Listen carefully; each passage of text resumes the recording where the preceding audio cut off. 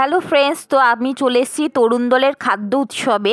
তো এখানে এত রকমের খাবার দেখে জিভে জল চলে আসলো। তো যেহেতু আমি ফুডি, তো আমার মিষ্টি জিনিস খেতে খুব ভালো লাগে, তাই সবচেয়ে প্রথমেই আমি ঢুকে গেলাম পিঠা স্টলে। তো এখানে আমি খেলাম বকুল পিঠে। এত টেস্টি, এত টেস্টি আর কি বলবো। আর খেলাম ক্ষীরের পিঠে। আর এখন আমি বুড়বুড়ি হুড়াচ্ছি। তারপরে আরেকটা স্টলে চলে গেলাম, সেখানে কাকিমা ভাজছিল চিংড়ি মাছের পকোড়া।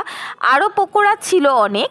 তো এখানে চিংড়ি মাছের পকোড়াটা এত টেস্টি ছিল, এত টেস্টি ছিল আর কি বলবো, মানে আমি ভাবতে পারছি না। আর এখানে প্রোগ্রামও হচ্ছিল, তো এখানে নাচ হচ্ছিল। তো সন্ধেবেলায় তোমাদের শীতকালে মানে আড্ডা দেওয়ার মতন দারুণ দারুণ একটা মেলা, দারুণ প্লেস তরুণ দলের মাঠ। এটা জলপাইগুড়ির তরুণ দলের মাঠ, সবাই চেনো আশা করি।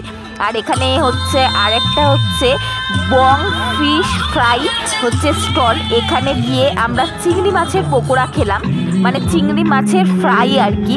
এত টেস্টি, এত টেস্টি আর কি বলবো, মানে খুবই টেস্টি খেতে।